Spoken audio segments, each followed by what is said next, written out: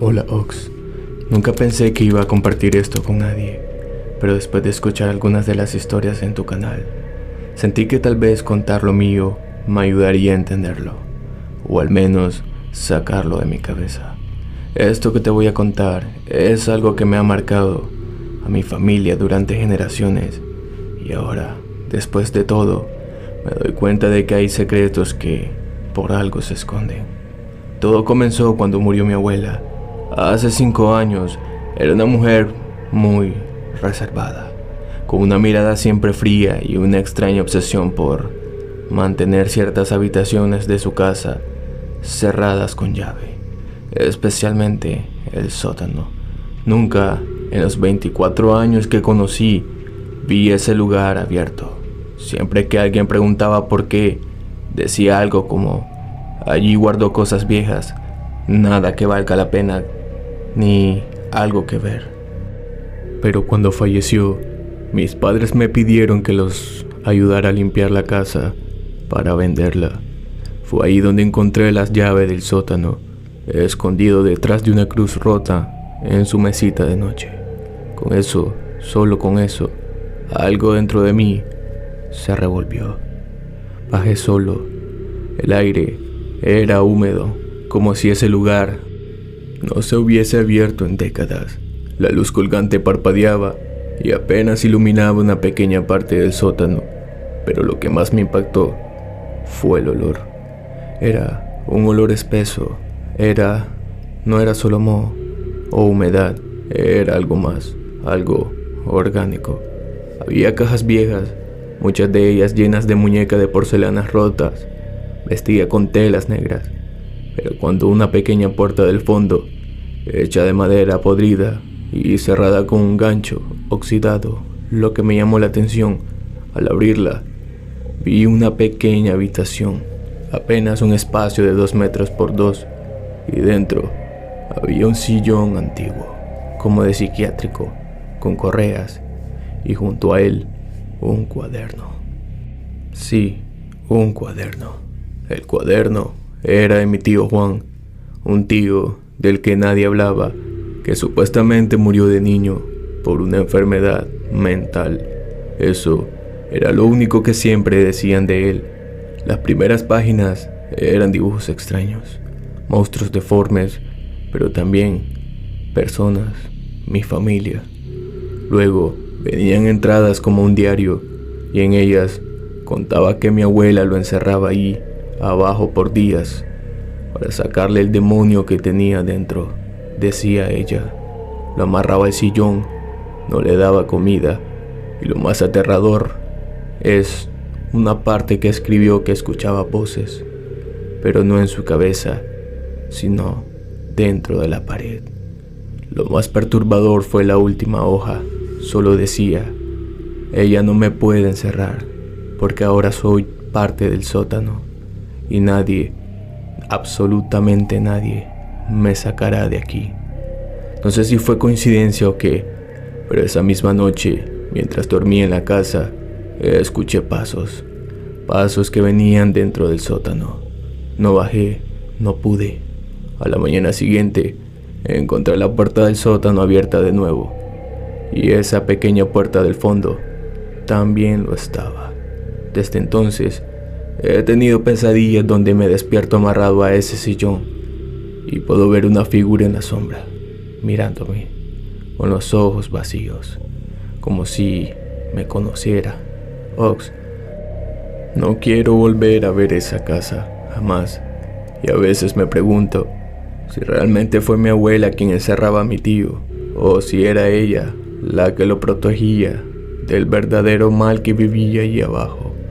Gracias por dejarme contar esto. Si decides compartirlo, solo no digas mi nombre. Ya hay demasiadas cosas que me siguen desde ese lugar. Si te gusta mi contenido, un like y una suscripción ayudaría mucho a este canal.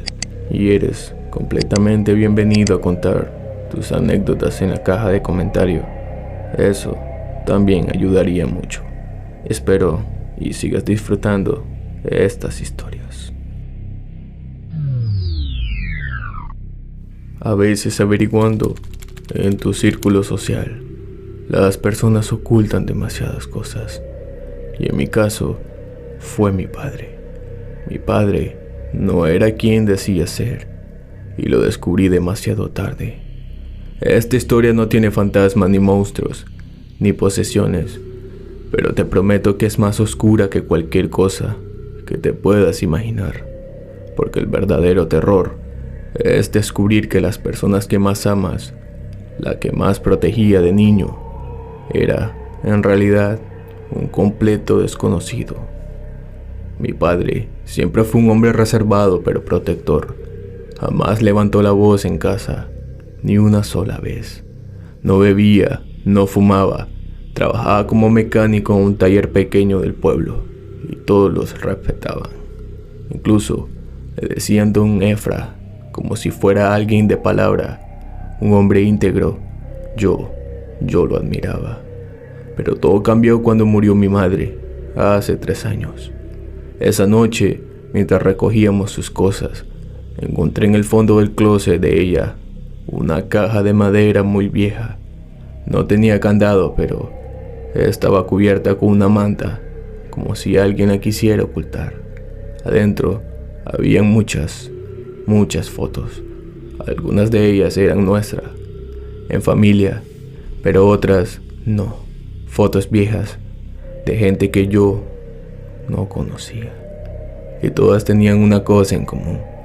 Estaban tomadas en el mismo lugar, frente a una cabaña, una que yo sí reconocí.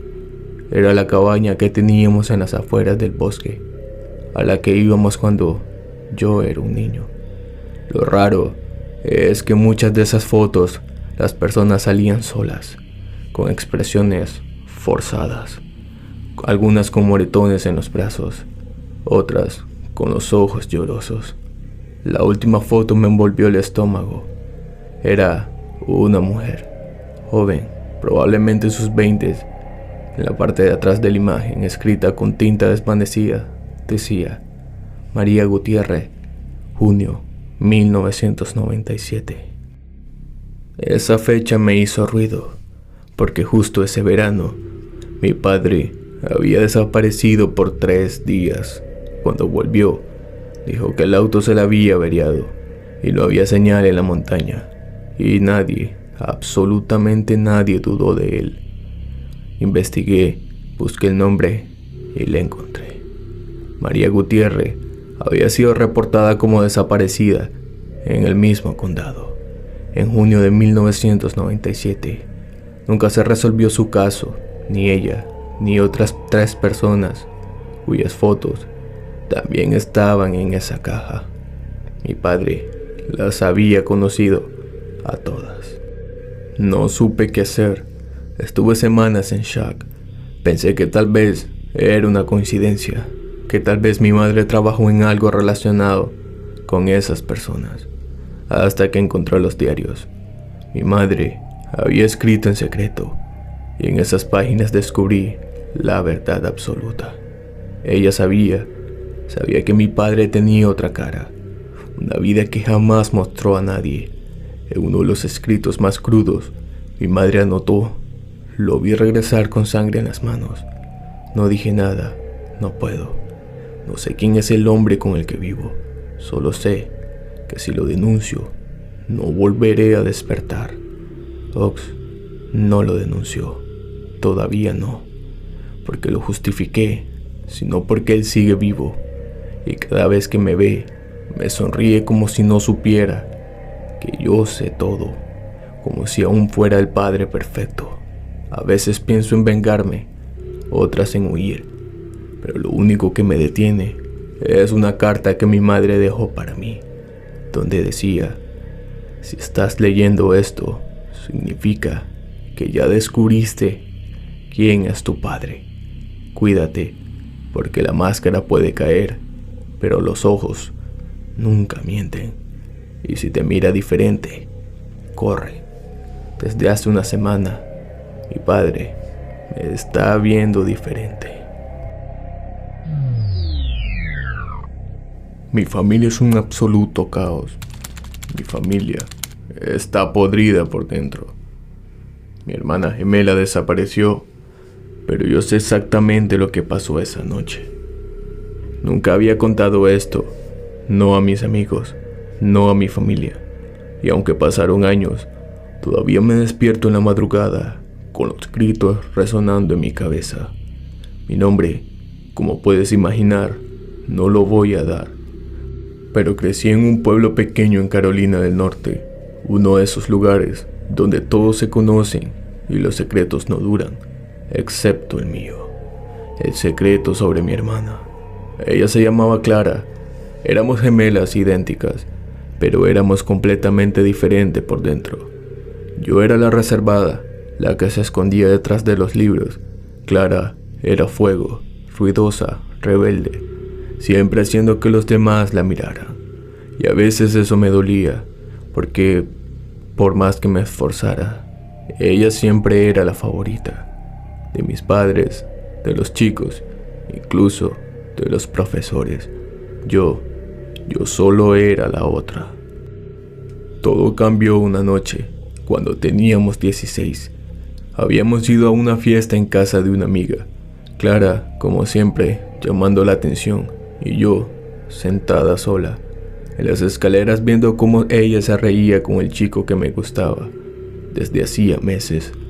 No sé si fue rabia, celos, o algo más oscuro que no sabía que tenía dentro. Pero cuando ella vino a buscarme para volver a casa, discutimos, y le grité algo horrible, algo que no me perdono. Le dije, ojalá desaparecieras, la vida sería más fácil sin ti. Ella no respondió, solo me miró, una mirada que aún me despierta en las noches, y luego se alejó, caminando sola hacia el bosque, porque decía que era un atajo, pero ese atajo, ella nunca volvió. La policía buscó por semanas, helicópteros, perros voluntarios, nada, ni una huella, ni una prenda. Mi madre se quebró, mi padre se encerró en sí mismo, y yo lloraba, gritaba, me arrancaba el pelo frente al espejo. Pero lo que nadie sabe es esto: yo la seguí esa noche, a escondidas. Vi cómo se adentró en el bosque. La llamé, le pedí que regresara y ella se burló de mí, como siempre lo hacía. Entonces algo se rompió dentro de mí.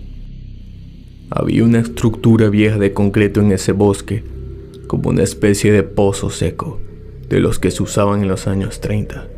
Clara se asomó y dijo que sonaba un hueco. Que tal vez había algo abajo. Y yo la empujé. No sé si fue un impulso o si ya la había planeado. En algún rincón de mi cabeza, solo sé que cuando vi su cuerpo caer, no grité, no corrí, solo me quedé ahí mirando. Durante años, nadie encontró ese pozo. Lo cubrieron los arbustos. Las lluvias lo disfrazaron de nuevo. Y cada vez que alguien hablaba de Clara, yo asentía con la cabeza.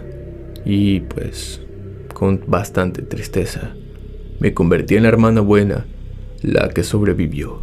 Pero lo peor vino hace 2 meses. Fui al bosque, no sé por qué. Algo me llamaba, quizás remordimiento. Y al llegar al lugar, el pozo estaba vacío. No había huesos, no había nada, solo una pequeña nota puesta en el borde. Decía, ¿crees que me ibas a olvidar tan fácil? Desde entonces, encuentro cosas en mi cuarto, un cepillo viejo que era suyo, una camiseta que juraría que enterré, una voz que me llama y suena igual que la mía. Ox, no sé si está viva, no sé si alguna vez murió, pero lo que sé es esto. Anoche, mientras dormía, sentí una respiración detrás de mí, y al girarme, vi mi propio rostro sonriéndome. Y pensé que era un espejo, pero no, era una maldita ventana.